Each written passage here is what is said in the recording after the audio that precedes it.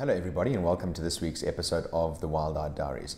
We're going to be hearing from quite a few of the guys this week, except for Marlon, who's currently in the Pantanal photographing jaguars. I'm not jealous at all, but I'm sure we'll be hearing from Marlon when he gets back, and I'm sure he'll put quite an epic trip report together of the last 2 trips that he's done to the Pantanal, both of which have been unbelievable by all accounts. But we hear from Trevor, Mike, Johan, Andrew and Gerry, and we're kind of closing out towards the end of the 2018 season for us. I think every guide has got about 1, possibly 2 more safaris each before we close out on 2018, but planning well into 2019, 2020 already. So we'll have a bit of a breather over the December period, I'm sure, much deserved for everyone that's been working hard this season, but we won't drop the ball in terms of keeping our eyes focused on 2019, 2020 season. So lots happening at Wild Eye, big changes to come, and yeah, been a great year thus far. First up, we hear from Trevor, who spent the last 2 weeks in the Masai Mara, and for those of you that have been following him on Instagram would know that he's had some of the most incredible wildlife sightings. In fact, in some private conversations with Trevor, he said that possibly some of the best sightings he's ever had in his whole guiding career. So if you haven't been following Trevor, I would suggest following him for the next little while. He hasn't got too much longer left in his second safari, but the sightings he's had so far have been absolutely unbelievable. So we hear from Trevor. He keeps it short and sweet this week because of connectivity issues in the Masai Mara of late. But I'm sure Trevor will once again give us a full update as soon as he gets back. Then we hear from Mike, and Mike's been really busy over the last couple of months, and what Mike has done is put together quite an elaborate highlights reel of the last couple of months of safaris. Big Cats and Tuskers, his trip to the gorillas, and multiple other safaris in between.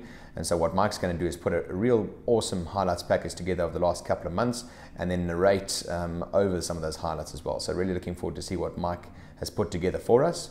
We then hear from Johan, who spent the last couple of days in Cape Town on a privately guided safari. He's taken people around to Table Mountain, he's done the wine tours, he's really experienced the best that Cape Town has to offer, and he's currently on his way to the greater Kruger National Park area where he'll be hosting the safari portion of the private guided tour.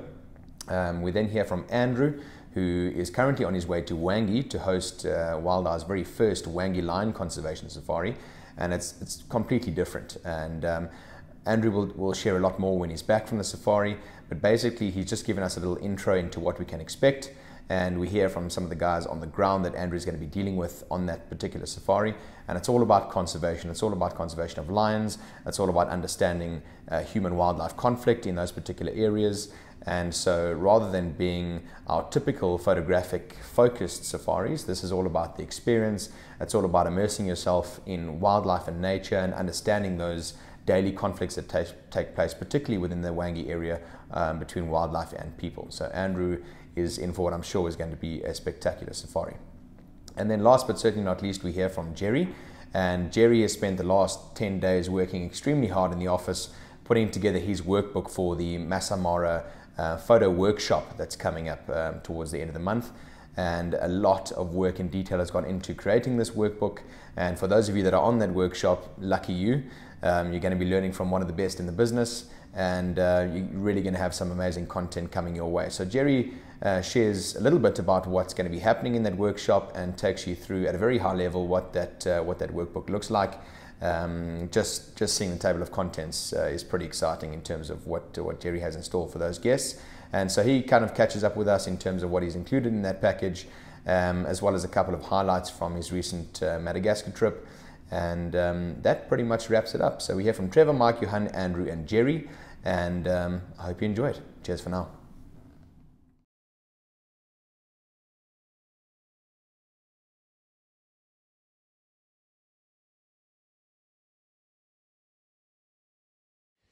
Hello everyone and welcome to this episode of the Wild Eye Diaries. Last week I didn't manage to send an insert. Been struggling a little bit with connectivity and uploading videos here in the Mara.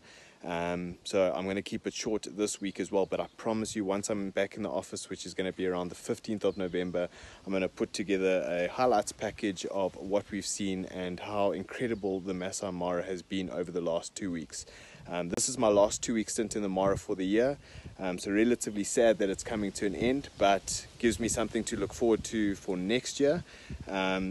myself and my guests have been absolutely blown away in the last 2 weeks. We have had some phenomenal sightings, lots of predators around, plenty of lions, hyenas, seen cheetah a few times, and we've been very fortunate with leopard sightings as well. There's a female leopard and her youngster which hang around camp, and they have spoilt us rotten over the last 2 weeks. So in my full update, once I'm back in office, I'll include all of that, some images, a lot of video content. I've taken plenty of video content on this trip, including a lot of the crossings that we've seen, and yeah, looking forward to sharing that all with you at a later stage. But from my side, I fly back to South Africa on Saturday evening. I spend 1.5 nights at home, and then I depart for my next safari, which is Thornybush Sabi Sands. Really excited about it. I've been following the lodges on social media.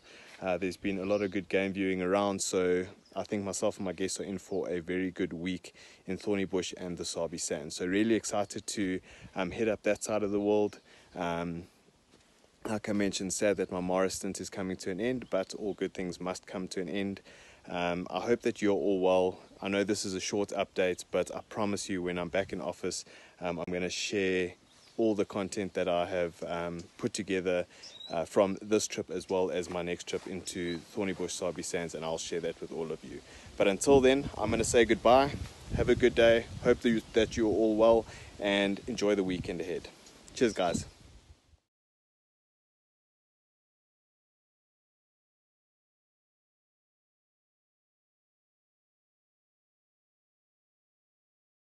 Hello everyone, and welcome to this week's episode of the Wild Eye Diaries.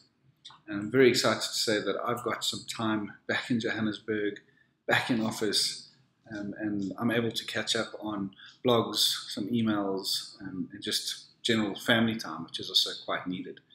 But this week's episode, I've decided to, because I have been extremely busy throughout the second half of this year, share with all of you some of my highlights of all the safaris I'd hosted since July this year.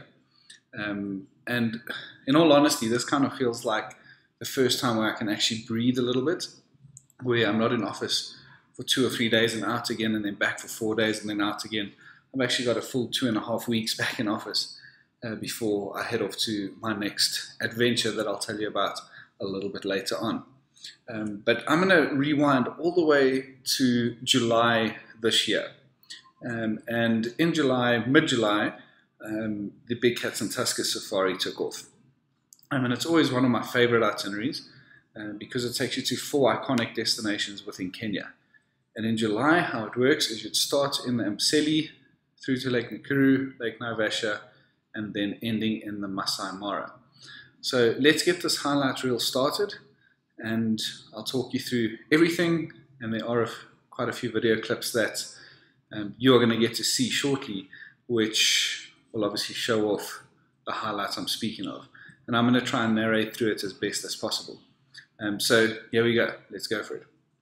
So in the Amboseli, a lot of people know this destination for not only Mount Kilimanjaro, but for the spectacular elephant sightings, spectacular light, particularly when there's a lot of dust around. This allows for great photography, great videos, and just pure enjoyment of a particular scene. And the great thing about Amboseli as well is that these animals are so used to the presence of vehicles, and as you can see in this next clip, they're very comfortable with being up close and personal with the vehicle, feeding, and allowing us time to enjoy their presence.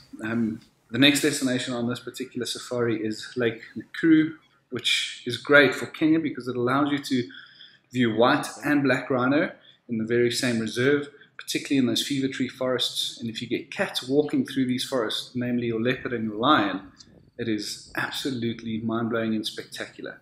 Great destination if you enjoy your birds, your cats, and rhino, of course. And the great thing with Kenya is that a lot of the reserves animals are extremely used to the presence of vehicles. Lake Naivasha, this is a little bit of a break from vehicle-bound safaris. It gives us the opportunity to get out on the boat, cruise along Lake Naivasha, which is absolutely beautiful, and take some time to photograph either hippo in the water, birds on the edges, birds fishing, and birds obviously flying by and over our heads. Truly a phenomenal destination. Moving on into the Masai Mara, some highlights there from my recent trip in July is we had a lioness on a rock very, very close to camp, literally a kilometer from camp, roaring and calling. Absolutely beautiful, and only 3 wildlife vehicles were in the sighting, which was absolutely phenomenal. Beautiful part of the Mara. I really do prefer that half or that section of it, and I've been blessed with great sightings in the area. Moving on to the Great Migration.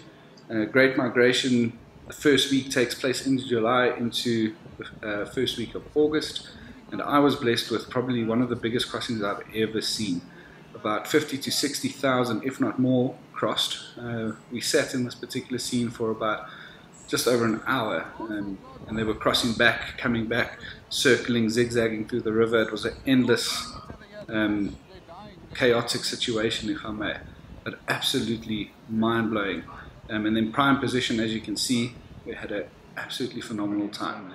And the great thing about a crossing is not only them actually crossing the river, it's the build-up beforehand, it's the crossing, so the period while they're running through, and then the exit, and then it's the manic scene after they have crossed. Very exciting, looking for family members, looking for little ones. You can see how chaotic it is. They're up and down and everywhere. So extremely special, and as you all know, the Masai Mara is always a good place if you are looking for big cats, particularly good lion sightings.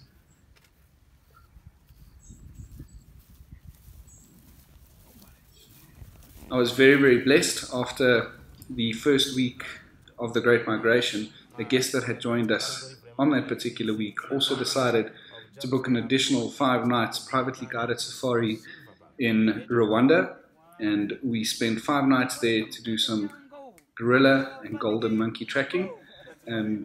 Extremely fascinating country. The people that live there, the guides, the staff, all absolutely phenomenal. The walks and the climbs, a lot of fun, very educational, tough at times, slippery, wet, thick, dense environments, but there's always a smiling face that keeps you going and pushes you through. And then ending with a result with a family of baby gorillas being inquisitive, coming in up close and personal, absolutely phenomenal, and can only be understood once experienced, I suppose. Into the Kalahari, which also took place in August, probably one of the coldest safari experiences I've ever had, but something very new and different, so very unique. Really enjoyed it. We were blessed with great lion sightings, great cheetah sightings, good interaction between species of the same kind or of different species. Really, really special destination, and yeah, very privileged to have experienced some of the desert life, which is not too far from home, if I may. So, good times.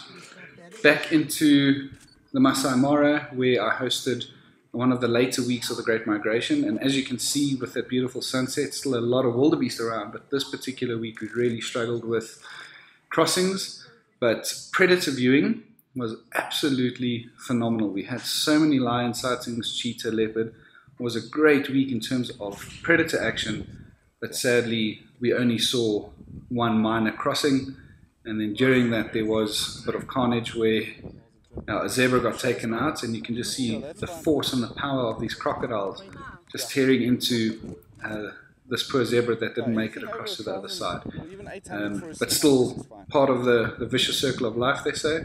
It happens whether you're there or not, and even though it's difficult to watch a scene like this, it is still truly phenomenal and very exciting and adrenaline-filled adventures. Going into October, I hosted my very first Masai Mara Experience Safari, and this was our welcoming committee. Hundreds of thousands of wildebeest as we landed, drove through the mass herds, and then we got to meet our phenomenal staff in East Africa, Dixon, Tenke, Casino, Mary, absolutely phenomenal. And every single drive out on that particular week, we were blessed with sightings like this. Wildebeest moving in mass numbers, covering the plains. Getting to the cats this particular week, I think this was the most active we ever saw the lion throughout the week. Well, I lie, we had Scar got chased off by buffalo, which was pretty exciting. I never thought he could run. But yeah, cat sightings, predator sightings were pretty dull, if I may, for this particular week. And even though we were so far out of season, or great migration season, if I may, we were still blessed with phenomenal wildebeest crossings due to the late rains and the animals only arriving into the Masai Mara and the triangle a lot later. Therefore, the crossings, the river crossings, only really took place much later on in the season. We had about 4 crossings at this particular point, peninsula crossing point, throughout the week. Extremely dramatic, a lot of crocodile action, a lot of dust, absolutely phenomenal. And being hosted by Dixon, as we can see there, the rest of his team, ending a week in the Masai Mara with what we do every week during our safaris. The Out of Africa breakfast experience really was a great way to end a phenomenal week, and probably one of my favorite weeks in the Masai Mara to date. I had an absolutely phenomenal time, great guests, great bunch of people, great sightings, and loved every moment. Shortly after, I had 2 days or so back in office. I went straight into Madikwe Game Reserve, which is also extremely well known for elephant, well known for their cheetah as of late. The cheetah sightings have become very, very special. And we were blessed to have seen cheetah on a number of occasions. Their leopard sightings are really improving. The habituation of these leopards, they're getting so used to the vehicles around, so being able to spend time with them is absolutely phenomenal.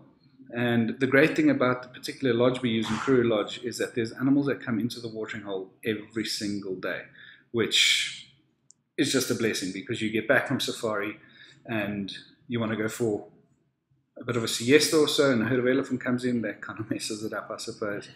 And that particular lion walk by video clip is the way our Masai Mara, our Madikwe safari ended. And it was an absolutely great way to end that particular safari. We had seen lion on a number of occasions, but never really doing something extremely interesting. And on that particular morning, we had 2 lionesses, their 4 little cubs, and 2 male lion who had eaten probably half a zebra each, walk literally right past our vehicles. And a massive thanks to Grant, who understands vehicle positioning and animal behavior.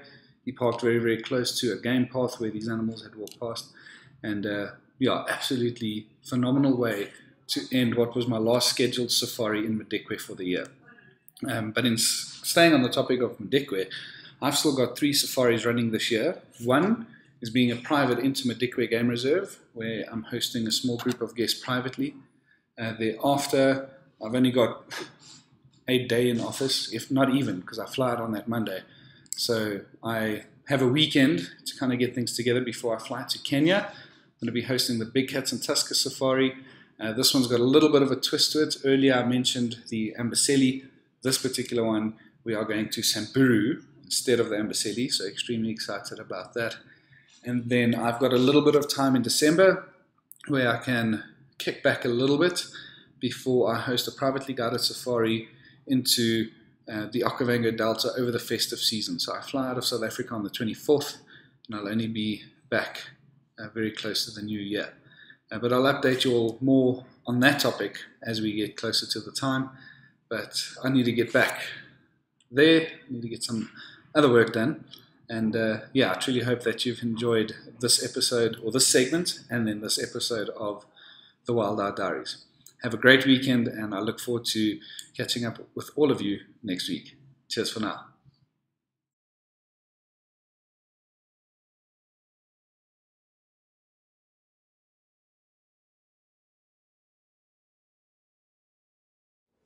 Hello everybody. Okay, so I'm currently in Cape Town. I'm hosting a private guided safari, and we're here on night 4. It's our final night, and it's actually been very refreshing to travel around Cape Town. It's such a beautiful city, and it's a classic case of us always sort of trying to travel around to other destinations to experience the beauty. Whereas, excuse me, meanwhile we have the beauty right up on our doorstep. So for the 4 nights in Cape Town, 3 full days, it was nice and varied. We the first day we did a lot of sightseeing, so around Cape Point. We also did Boulders Beach with the penguins, and also then Cape of Good Hope, which was really special to see all these places, which we don't get to see all that often. And then the second day we did Table Mountain. We wanted to do Robben Island, but unfortunately because of the weather we couldn't do it.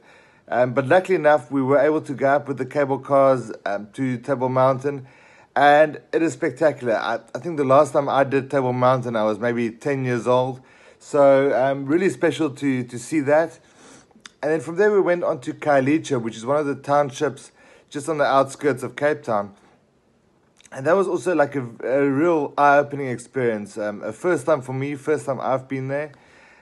So yeah, very interesting to see how the people live in the townships. And as I mentioned, it's a real sort of eye-opening experience.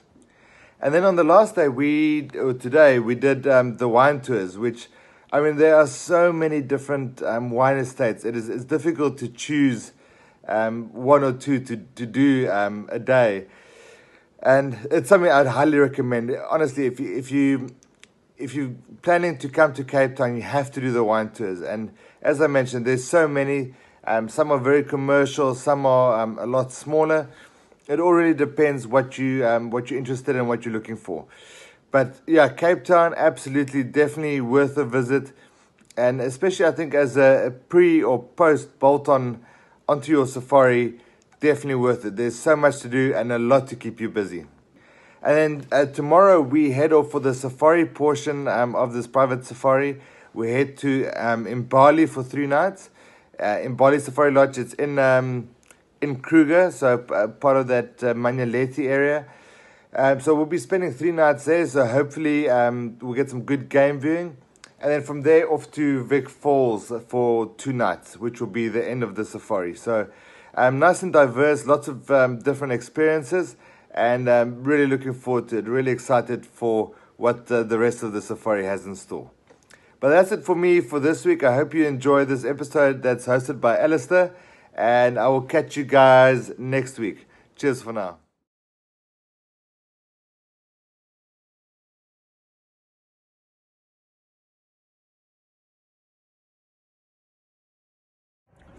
Good morning, guys. As you can see, I am at OR Tambo International. We're heading off on our Hwange Lion Conservation Safari. It's a first safari for us of this nature. Very excited about making a tangible difference to conservation projects on the ground in Hwange National Park and on the outskirts and in the communities. So over the next couple of days we're going to be not only seeing and photographing lions, but looking at some of the people that work with the lions and protecting and making sure that the populations in these areas are not being wiped out. The first 3 nights are going to be spent at Kulu Bush Camp. So a little later this evening we'll be arriving with Sharon Stead and her team, and this is what we're going to be doing with them over the next couple of nights. So the reasons why we develop these purpose-driven safaris is to give you an opportunity to step behind the scenes while you're on safari and actually see what it's like to live as a villager on the boundary of what we term our concession in Hwange National Park.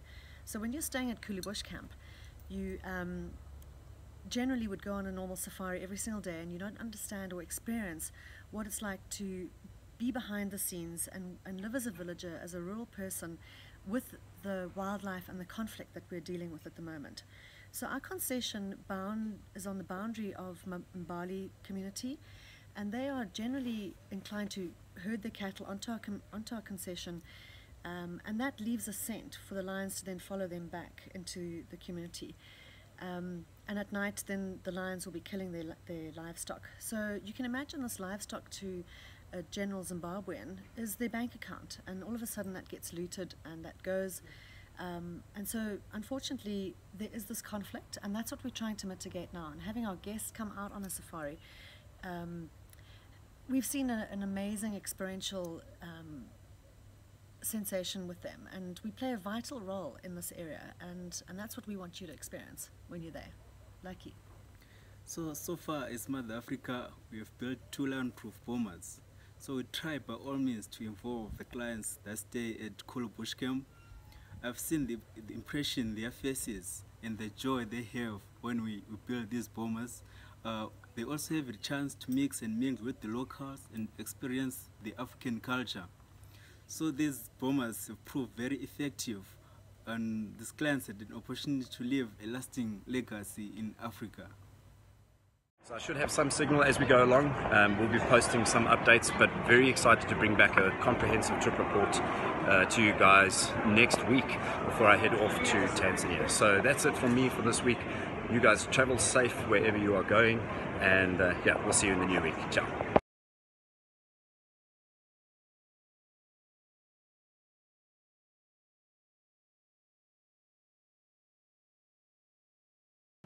Hey everybody, so while you're watching this, note, this is pre-recorded.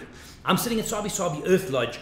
I've gone away with Adele for our 10-year wedding anniversary at Sabi Sabi, then spending some time in Dahlstrom, and then back next week to the office where I've got 4 days before I host a wildlife photography workshop. Now, for this insert specifically, I thought I'm going to take the manual that I've done for the workshop and just kind of talk you guys through the content and kind of thoughts here and there on photography in general. So how I'm going to start this thing is wildlife photography, define your own approach. It's something a lot of you guys are struggling with, and it revolves around why you do what you do.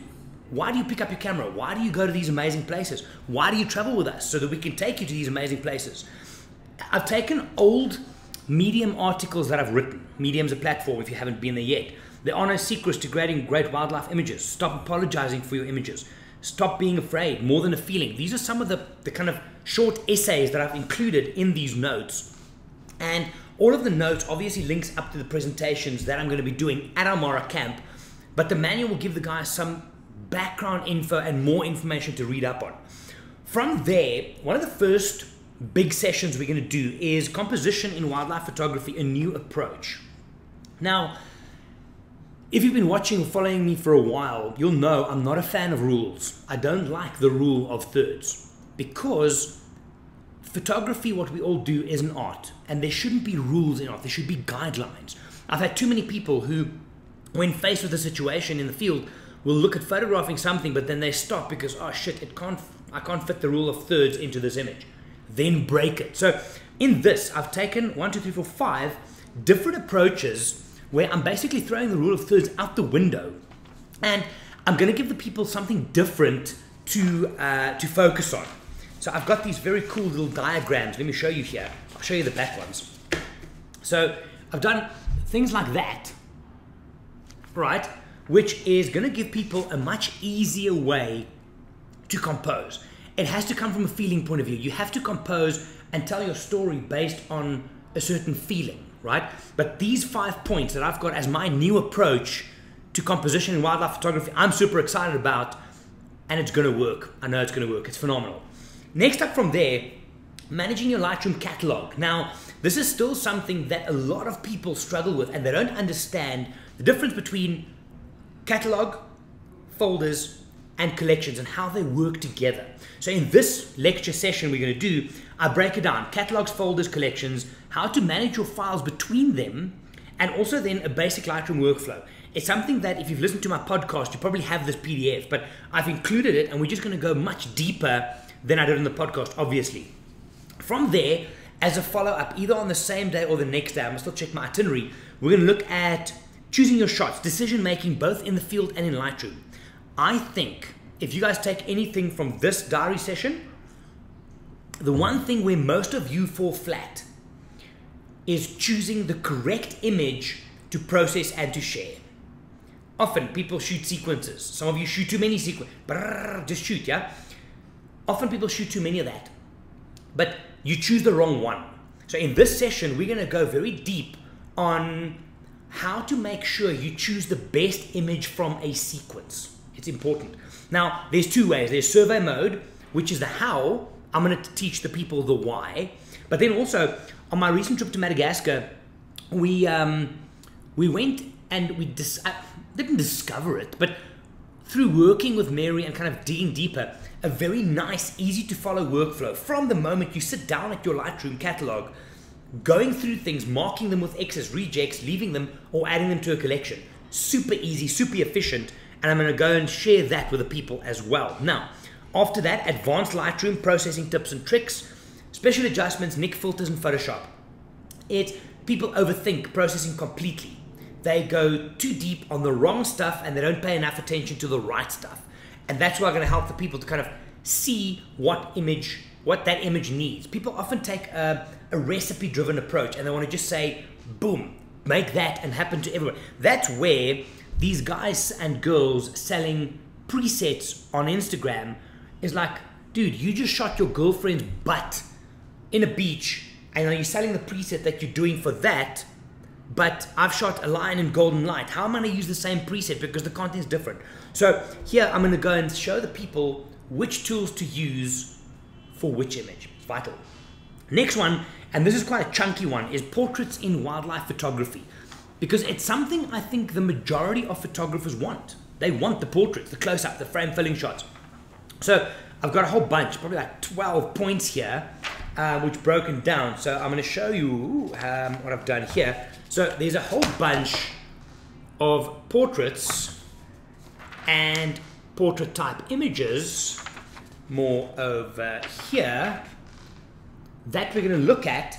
And some of those include lens choice, alter your perspective, play with eye contact, break the rules of composition, lighting, focus on one body part, obscuring some of the subject, take a series, frame your subject, go wide. So there's a whole bunch of those which we're going to work through from a portrait point of view. After that, animal landscapes. Now, as wildlife photographers, we don't always or don't often shoot landscapes. So I've, for lack of a better term, dumbed it down to take animal landscapes, telling the story of the place, to 3 basic principles. Not the rule of thirds, not the whole thing of circle of confusion and vanishing points and stuff. I've kept it basic. Compose in layers, find the direction and draw the eye. Actually I'm going to show you these diagrams as well because I think they're pretty cool. There's ones here with direction, right? And also then drawing the eye and how to use, I hope you guys can see all those, and how you can use all of those things to create animal landscapes, which a lot of your portfolio is missing. After that, animal interaction, there's notes in the workshop manual, but we're going to do this practically in the field, waiting for the definitive moment, when to do things, when to kind of shoot. After then, motion as art. I love this stuff. Panning, motion blur, and ICM, intentional camera movement. Breaking them into 4 sections, and then we're going to combine them. Yeah, it is what it is. How to properly execute against those things. And then the last section in this workshop manual is compiling a wildlife and nature photography portfolio. Because your Instagram page is not your portfolio. Your Facebook gallery is not your portfolio. A portfolio is a collection of images, 12, 15, maybe 20, that tells the story of a trip or a destination. And in that, I work through how, for example, if you're going to present a portfolio, you're never going to lead with your best shot. Doesn't make sense because then it's downhill from there. Are you just going to lead with the most shitty one and build up to the final? No. You start maybe with the second best and then drop it down and build and peak. That's how you keep interest through a portfolio. So that we're going to work on throughout the 10 days in the Mara as well. Now, as of this morning, we've got one last space available. So get in touch if you're keen for that. But I'm excited about this. This is something we're going to be, as Wild Eye, rolling out more. Wildlife photography workshop, not just in the Mara, in other destinations as well. I'm excited and yeah. Oh, while I'm there, funny enough, this is for, I'm leaving on the 9th, I think, 9th. My sister's coming up for the second half of that workshop. She works in audiovisual. She's going to be helping us shoot some documentary and some marketing footage. I'm also going to give her a takeover of my Instagram account while she's up there. So you're going to get on my feed to see someone experiencing the Mara and our camp for the first time. So this trip, 10 days in the Mara, I'm very excited for. And yeah, follow me on Instagram and you can follow along and see what my sister thinks of it as well. Anyway, that's what I have for you for today. Like I said, I am actually sitting, while you're watching this now on Friday, I'm sitting at Earth Lodge, probably not having coffee, having a glass of wine. And I will chat to you all in the next episode. My name is Gerry. I'm from Wild Eye. Have a good one. Bye. Hello everybody once again, and we hope you've enjoyed this episode of the Wild Eye Diaries. Like I said in the beginning, a couple of shorter inserts from the guys this week, bar Mike, who put a really nice highlights reel together for us, and that's purely because guys are really hitting the ground running to close out in 2018, finishing up on the last couple of safaris before we all take a bit of time off and refocus for the next season. So I really hope you've enjoyed this episode of the Wild Eye Diaries, to get a feel for where the guys have been and what they've been up to, as well as a little bit of what's to come. So once again, thanks for watching, thanks for all your engagement, and cheers for now.